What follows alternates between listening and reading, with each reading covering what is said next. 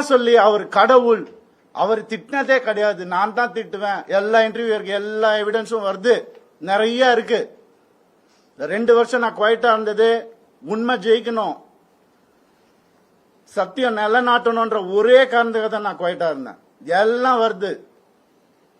உங்களுக்கு surprise வெயிட்டிங்ஸ் இல்லதெல்லாம் wait பண்ணுங்க, கொஞ்சம் எனக்காக பொறுமையா இருங்க. அதான் ஃபெமினிசம். என்ன நினைச்சிட்டு இருக்கீங்க ஃபெமினிசம்னா? நான் யாரு? நானும் ஃபெமினிஸ்ட் தாங்க. எப்படிங்க என் குடும்பத்தையும் நான் அகைன்ஸ்டா எப்படிங்க பேசுவேன்? 14 வருஷம் பேசலையே, பொறுத்துக்கிட்டேனே. என் பிள்ளைங்களை பார்க்க விட மாட்டாங்க. என்னோட லைஃப் ஹாப்பியஸ்ட் டேன்னு நான் ட்வீட் பண்ண, அவனும் நானும் சேர்ந்து டிக் டிக் டிக் படம் நடிக்கும் போது ஏன் பிள்ளைங்க நான் எப்படிங்க விடுவேன்? கேட்டுட்டே இருப்பீங்களா? இப்படிதான்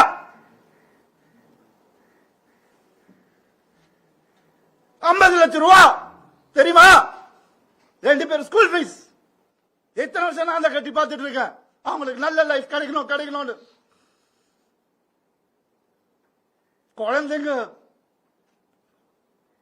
பத்தி, என் பாசத்தை பத்தி பேசாதீங்க. உங்க யாருக்கும் எதுவுமே தெரியாது. டெய்லி நைட் உட்காந்து அவன் செஸ் கத்துக்கிறான். சின்ன பையன் டெய்லி உட்காந்து விளையாடுவான். நான் அவன்கிட்ட தோத்து போவேன். நான் என்ன சொல்றீங்களா?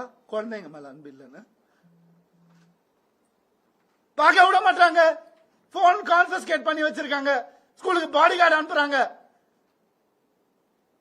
என் பசங்க பார்க்கணும் இந்த வீடியோவை. தெரிச்சு தானே ஓடி வந்தேன் நான். அந்த லைஃப் பிடிக்கலன்னு இத்தனை நாள் இருந்தால அப்பெல்லாம் தெரியலையா? நான் அப்பெல்லாம் பார்த்துக்கல. எவ்வளவு கோடியில வீடு என்ன கேளுங்க போய் வெளியில. ஈஸியாரே சொல்லும். யாருக்காக? எல்லாம் அவங்களுக்காக தான் நான் பண்ண. இருக்கும் போது பாத்துக்க முடியல, நான் இல்லாதப்ப மூடிட்டு இருக்கணும். ஒரு குழு அமைச்சு இவங்களை இப்படி காசு கொடுத்து இவங்கள அப்படி எனக்கு தெரியாத அதெல்லாம் பண்றதுக்கு பிறந்து வளர்ந்தவன் சொல்லி கொடுத்ததே நான் தான். ஏன் தெரியுமா? நான் திரும்பி வந்தேன் 6 மாசம் நான் காணாம போயிருந்தேன். வேணாம் தேங்க்யூ. இது ஃபெமினிசம். என்கிட்ட கேக்குறாங்க எப்படி அவன் வரான் பாத்துடலாம் ஷூட்டிங்க்கு. ப்ரொடியூசர் ஆகினதே நான். என்கிட்ட கேக்குறாங்க யாராவது பாத்திருக்கீங்களா? குடும்பமா ஒரு எக்ஸ் குடும்பம் வந்து இன்டர்வியூல வர்றது யாரா பாத்திருக்கீங்களா? எனக்கே தெரியாது. சர்ப்ரைஸ் தான். வந்து ஏன் மாப்பிள்ள, ஏன் இது, ஏன் அது, எதுக்கு? நான் பாட்டுக்கு தானே இருந்தேன். அப்படியே போயிருக்கலாமே. எதுக்கு சுரண்டி ரத்தம் வர்ற அளவுக்கு, உயிர் போற அளவுக்கு சுரண்டுனா என்னங்க பண்றது ஒரு மனுஷன்? எனக்கு இப்படிலாம் பேச தெரியாதா?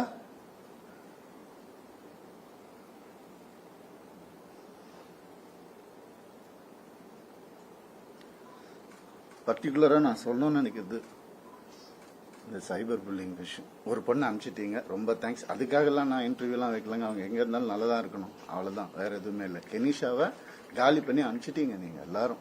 சைபர் புல்லிங் உங்களெல்லாம் நான் சும்மாவே விட போறது இல்லை. என் அண்ணனுக்கு நடந்ததுனால, தம்பிக்கு நடந்ததுனால நான் இதான் பண்ணுவேன். ஏன்னா நான் யாருன்னு தெரிஞ்சவங்க சில பேர் மட்டும்தான். நான் உண்மையா யாருன்னு தெரிஞ்சவங்க எனக்கு சப்போர்ட் பண்றவங்க. எந்த ஹீரோவாது இன்னொரு ஹீரோவை பத்தி சொல்லுவான், அவன் மனசால கூட யாருக்கும் கெடுதல் நினைக்க மாட்டான். என் கார்த்தி சொன்னான். நான் யார் பேரையும் எடுக்க விரும்பல. நண்பன் பிரபுதேவா சார் சொன்னார், ஐசிர் சார் காப்பாத்தினாரு என்ன. கொஞ்ச நாள் வீட்டை விட்டு நான் எதுவுமே இல்லாம வந்தவன் நான். இப்ப நான் வாடகை வீட்டுல இருக்கிறேன். அவங்க எல்லாம் நல்லா இருக்காங்க. கோடிக்கணக்கான காட்டின வீட்டுல நல்லா தான் இருக்கு. எனக்கு தெரியாதா வெளியே போன்னு சொல்ற எவ்வளவு நேரம் ஆகும் எனக்கு? என்னங்க இதெல்லாம்? ஒரு மனுஷனை நிம்மதியா வேலை செய்ய விடாட்டி எப்படிங்க?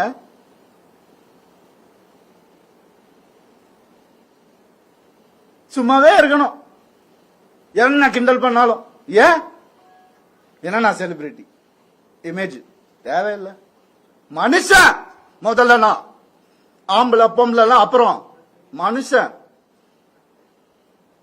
ஒரு மனுஷனுக்கு ஒரு கஷ்டம் வரும்போது அப்ப மட்டும்தான் தெரியும் அவன் கூட யார் இருப்பாங்க. அப்படின்னு என்ன பண்ணுதாங்க கெனிஷா.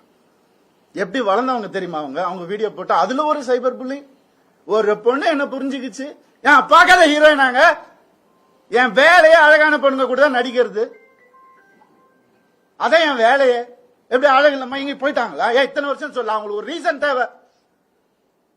எதுக்கு போறான்னு தெரியல, இதை புடி பாடு, எவிடன்ஸ் கிரியேட் பண்ணு, இது பண்ணு, இன்வெஸ்டிகேஷன் ஆபீசரை கூப்பிடு, வரும், எல்லா ப்ரூஃப் வருது, எல்லாம் வரும், ஒவ்வொன்னா வெளியே வரும். அவங்க குடும்பத்திலிருந்தே வரும், அவங்க குடும்பத்திலிருந்தே நிறைய பேர் என்கிட்ட கான்டாக்ட். உனக்கு எதா வேணும் நான் சொன்ன, நான் வந்து வாயை பொத்திக்கிட்டு வேண்டாம், தேவையில்லை, நான் ஹேண்டில் பண்ணிக்கிறேன். ஒரு நாள்ல என் டைவர்ஸை நான் முடிச்சிருப்பேன். நான் பசங்கன்றதுக்கு ஒரு கால வாயை மூட்டு இருந்தேன். நான் என்னெல்லாம் அந்த போய் கேட்டு பாருங்க, அந்த வீட்டுல என்னெல்லாம் நடந்திருக்குன்னு ஊருக்கே தெரியும். அந்த வீட்டுல என்னெல்லாம் நடந்திருக்குன்னு எங்க அப்பா அம்மா கையெடுத்து கால ஊந்து கேட்டாங்க, என்ன வேணாப்பா அந்த குடும்பம்னு சொன்னாங்க. எனக்கு அச்சதை போடும் போதே இப்படிதான் போட்டாங்க, நாசமா போன் தான் போட்டாங்க மேல. சொன்னதை கேட்க மாட்டாங்க. இன்னைக்கு நடந்துருச்சு. எத்தனை நாள் வேலை செய்யவில்லையா? அதான் ஃபெமினிசம். அவர் தான் சொன்னார் வேலை செய்யவில்லைன்னு. சரி, ஏன்னா அப்பா அம்மா வந்துட்டு வேலையெல்லாம் எதுக்குப்பா நீ தான் சம்பாதிக்கிற அப்படிலாம் சொன்னாங்க. சரி, வீட்டை விட்டு வெளியே வந்துட்டோம். அப்பயாவது கேட்க வேண்டியது என்ன? ஃபெமினிஸ்ட் இருந்தா என்ன பண்ணணும்? நான் போவேன் வேலைக்குன்னு சொல்லியிருக்கணும்ல. என்ன நினைச்சிட்டு இருக்காங்க எல்லாரும்? இதுல வேற ஒரு சப்போர்ட் அவங்களுக்கு. அந்த இது பேர்ல எடுக்கக்கூடாது, கேஸ் வரும். புரியுது எனக்கு. ஆல்ரெடி 100 கேஸ் இருக்கு என் மேல, ஆல்ரெடி கடன் இருக்கு, எல்லாமே இருக்கு என் மேல. இருந்தாலும் உங்க எல்லாருக்காகவும் நான் சிரிச்சுக்கிட்டே இருக்கேன். எப்பவுமே சிரிச்சுக்கிட்டே. எங்கேயாவது எனக்கு சோகம் தெரிஞ்சுதா? ஏன்னா நான் சந்தோஷமா இருந்தேன், நான் தெரிச்சு தானேங்க வந்தேன்.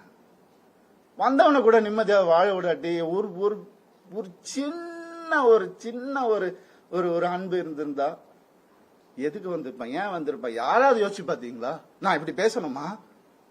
இத்தனை வருஷம் நான் கஷ்டப்பட்டு வாழ்ந்து என் மேல ஒரு பிளாக் மார்க் இல்லாம 23 வருஷம் எவனாவது இருக்கானா கேட்டு பாருங்க. 23 வருஷம் எப்படின்னே புரியல எனக்கு. எப்படி ஏன் நிம்மதியா இருக்க விட மாட்டீங்க எனக்கு புரியல. என்ன தப்பு நான் செஞ்சேன்? லீகலா தான் தப்பு செஞ்சேனா நானு? இல்ல. எப்படி 45 வயசுல எப்படிங்க அந்த அழகு பின்னாடி ஓடுற? என்னங்க பேசுறீங்க? அழகான ஹீரோயின் நடிகர் தான் என் வேலையை. அப்பெல்லாம் ஓடாத, இப்ப ஏங்க ஓடணும்? ஒரு ரீசன்.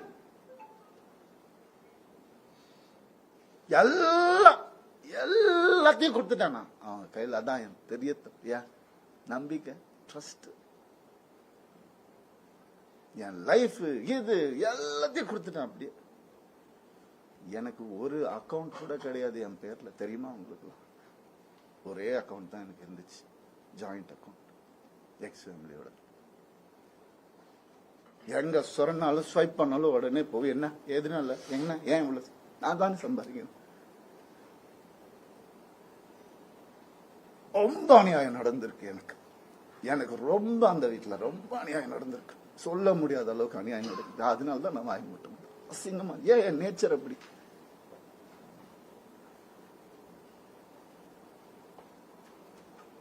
முடியலைங்க. எப்படி வந்து ஒரு டீமை அமைச்சு ஒருத்தனை எப்படி காலி பண்ணலாம்? நான் உயிரோட இருக்க கூடாது அவங்களுக்கு. மேக்சிமம் அதுதான் நடந்துரும், கண்டிப்பா நடக்கும் இது. ஆனா நான் எல்லாரையும் முடிச்சிட்டு தான் நான் போவேன். சந்தோஷமா போவேன், சிரிச்சிட்டே தான் போவேன். ஆல்ரெடி எல்லாம் ஸ்டார்ட் ஆயிடுச்சு. ஃபோக்கஸ் பண்ணிக்கோங்க. I started hurting myself. என் குழந்தைங்களை என்ன பார்க்க விடல. I started hurting myself. இந்த கை பார்த்துக்கோங்க, நார்மலா தான் இதுதான் நடக்கும்.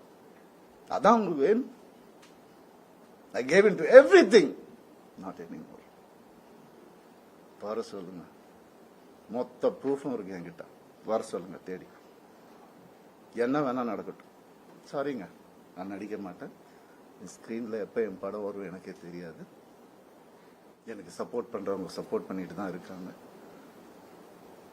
அதனால உங்க எல்லாரையும் சாரி சொல்லிக்கிறேன். தயவு செஞ்சு வேண்டி கேட்டுக்கிறேன், என்னோட இந்த டெசிஷனை அப்படியே விட்டுருங்க. என்னால் வேலை செய்ய முடியல. நான் என் பர்சனல் லைஃப்பை கிளீன் பண்ணிட்டு எனக்கு என்ன இமேஜ் இருந்ததோ அதை நான் காப்பாற்றிக்கிட்டு நான் கண்டிப்பாக திரும்பி வருவேன். அது கடவுள் கையில் இருக்கு. இது எவ்வளோ சீக்கிரம் முடியுமோ நான் சீக்கிரமாக முடிச்சிடுறேன்.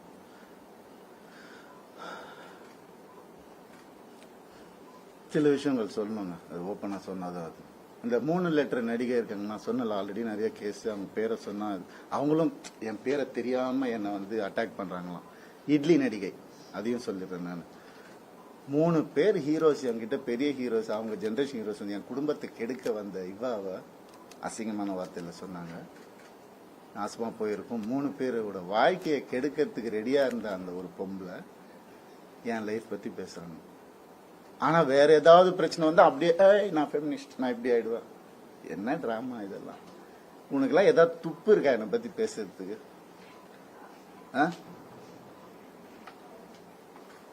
எப்படி இப்படிலாம் மனுஷங்க இருக்காங்கன்னு புரியல எனக்கு. நான் யாரு, நீ யாரு? பர்சனல் லெவல்ல டச் பண்ணது. என்னோட நல்லா நடிப்பியா, நடிச்சுக்கோ. ஐயோ காலில் நானே உழுறேன். அவார்டு வாங்குறேன், வாங்கிக்கோ. பர்சனல் லைஃப்ல மனுஷன் இவன் தப்பான மனுஷன் நீ அதாவது பேசின நீ இன்னொரு தடவை, உனக்கு என்ன அறிகதை இருக்கு பேசுறதுக்கு? நீ என்ன பெத்தியா எல்லாரையும் வந்து? இல்லடி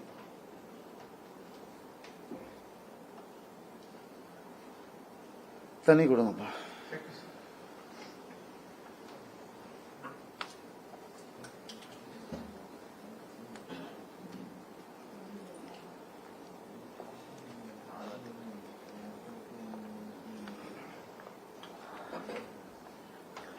ரத்தம் வந்தி வந்துட்டு இருக்கேன் எனக்கு. பிளாக் மேஜிக் பண்ணிட்டு இருக்காங்க எனக்கு. நான் இருந்தப்பவும் பண்ணிட்டு இருந்தாங்க. அவன் பேச்சை கேட்கணும்னு அப்படியே பொட்டி பாம்பு மாதிரி வச்சிருந்தாங்க. எனக்கு தெரியுது, நான் தெரியாம இல்லை. அதான் அப்பா அம்மா கொடுத்த அறிவு தெரியுது. ஆனா அப்பா அம்மா வளர்த்த நேச்சர் என்னை காலி பண்ணிட்டே இருந்துச்சு இத்தனை வருஷம். முதுகுல குத்துறாங்கன்னு தெரியும், அவங்க எனக்கு தெரியாதுன்னு நினைச்சிட்டு இருக்காங்க. எவ்வளவு நாள் நானும் மாறிடுவாங்க, கடவுளை வேண்டிக்கிறேன், இப்படி ஆயிடும். நான் என்னதான் பண்ணேன்? வேலைக்கு போறேன் வரேன், ஒரு நிம்மதி இல்லைன்னா என்ன பண்றேன்? ஒரு மரியாதை இல்லைன்னா என்ன பண்றது? வீட்டுல அவ்வளவுதானே கேட்கிறேன் நான், பேசிக் தானே கேட்கிறேன். இதுல என்ன ஆம்பளை பொம்பளை எனக்கு புரியல. சீக்கிரம் குத்துங்க, வாங்கிக்கிறேன் நானு. அப்படிதான் என்ன இத்தனை நாள் வேலைக்கு போயிடுறேன் நானு. ஏன் இப்ப நான் வெளியே போயிட்டு யாரு கூடயோ போனதுதான் உங்களுக்கு எல்லாம் தெரியும். அதுக்கு முன்னாடி நான் 2 வருஷம் ஹோட்டல்ல அங்க இங்க தங்கினதெல்லாம் உங்களுக்கு தெரியாது இல்ல, யாருக்கும் தெரியாது. ஏன்னா நான் சொல்லல. 4 வருஷம் இன்னையோட 4 வருஷமா எனக்கும் சம்பந்தம். இப்ப நடந்ததுதான் அவங்க எல்லாருக்கும் தேவை. அதுதான் அப்படியே ஜோடிச்சு இப்படி பண்ணி கிளாசிக் வச்சிருப்பாங்க நிறைய. ஏஐல கிரியேட் பண்ணி எவிடன்ஸ், எனக்கு தெரியாது, அது ரியல் எவிடன்ஸே எடுத்துட்டு வரேன். எனக்காக பேசுறவங்களும் இருக்காங்க. இதெல்லாம் தப்பு. ஒருத்தரோட வாழ்க்கையில விளையாடக்கூடாது, ஒருத்தரோட இமேஜ்ல விளையாடக்கூடாது. என்ன நடந்துச்சு உங்களுக்கு எப்படி தெரியும்? இப்போ இருந்து பாருங்க 2 நாள் முடியுமா? இல்ல, இப்ப இருந்தவங்களுக்கு தானே தெரியும். நீங்க ஏன் பேசுறீங்க? Cyber bullying pricks. உங்களால எத்தனை பேர் செத்து போயிருக்காங்க தெரியுமா உங்களுக்கு? எத்தனை பேர் சூசைட் பண்ணிருக்காங்க தெரியுமா உங்களுக்கு? நான் போயிடுவேன், உங்க எல்லாரும் எடுத்துட்டு தான் போவேன் நானு. பிளடி குழந்தைங்கள்ல இருந்து டீனேஜர்ஸ்ல இருந்து உங்களால செத்து போயிட்டு இருக்காங்க. Cyber bullying pricks. வெக்கமா இல்ல உங்களுக்கு எல்லாம்? என்ன நினைச்சிட்டு இருக்கீங்க?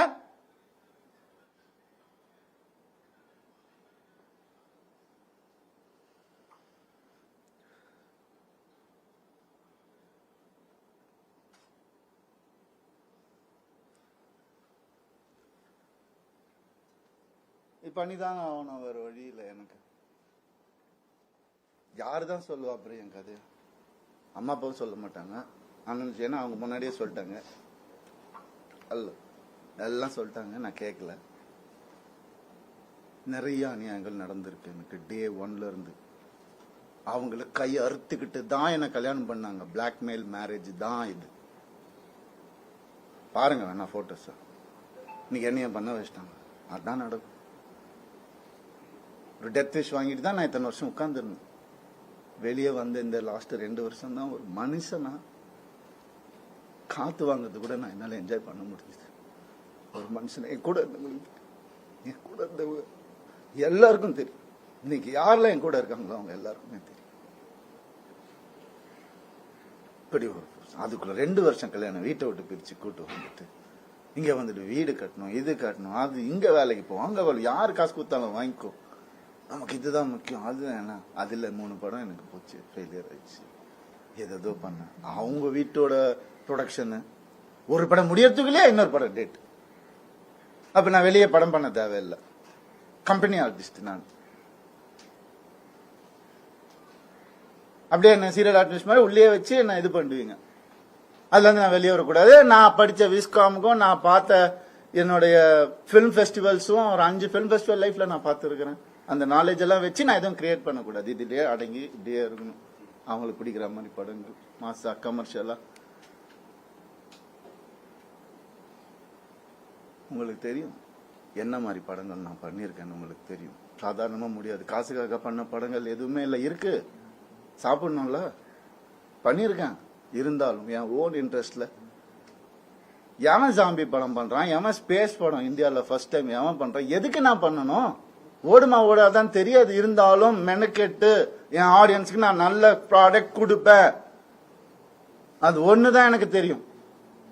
அது ஒண்ணுதான் நான் ஃபோக்கஸ் பண்ணது என் லைஃப்ல.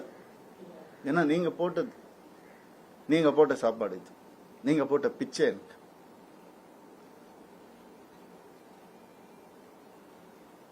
நான் ஏன் சைபர் புல்லிங்க்கு பிச்சை போடணும்? அவங்க ஃபாலோவர்ஸ் நான் ஏன் டெவலப் பண்ணணும்? நான் பேச மாட்டேன். சிவன் குழந்தைன்னு நான் சொல்லுவேங்க.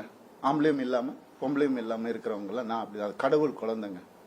அவங்க எல்லாம் வந்துட்டு என்னென்னமோ பேசுறாங்க. என்ன இதெல்லாம் ஃபாலோவர்ஸ்க்காகவா?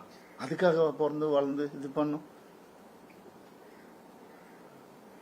என்ன எங்க போன நான்? உங்க கண்ணு முன்னாடி தான் கெனிஷான்னு ஒரு டாபிக் வந்தா நான் கண்ணு முன்னாடி தானே எல்லாமே பண்ணிட்டு இருக்கோம். நாங்க ஒரு பொண்ணை புரிஞ்சுக்கிட்டு அதையும் தொத்தி அமுச்சு விட்டுட்டீங்க. அவங்க ஃபெமினிஸ்ட். எப்படி இறங்கி RMS லான்ச்ல ஒவ்வொரு ஸ்கிரீன் கிளாத்ல இருந்து ஒவ்வொரு நீடில் இருந்து இது இங்கதான் இருக்கணும் அங்கதான் இருக்கணும் இறங்கி வேலை பார்க்கறாங்க. இன்னொருத்தர் காசுல சொகுசா வாழ்ந்துகிட்டு என்ன வாடகை வீட்டுல ஒத்துட்டு அப்படி இல்ல. இது அதுக்காக பேசவும் இல்ல. எங்க இருந்தாலும் நல்லா இருக்கட்டும்ங்க. கடவுள் பார்த்துப்பாரு. கடவுளுக்கு தெரியும் எது உண்மை எது போய் எல்லாமே தெரியும். அவர் பார்த்துப்பாரு. I'm very happy actually. But என்னால வேலை செய்ய முடியல. செய்வேன், சொல்லும் போதுதான் செய்ய முடியும். அது வரைக்கும் எனக்காக கொஞ்சம் பொறுமையா இருங்க. என்னென்னமோ இருக்கு சொல்றதுக்கு. நான் இன்னைக்கு சொல்லலைன்னா கொஞ்சம் பொறுமையா இருங்க என் கூட. அப்புறம் என்னைக்குமே நான் சொல்ல மாட்டேன், வீடியோ எல்லாம் போட்டுட்டு இருக்க மாட்டேன்.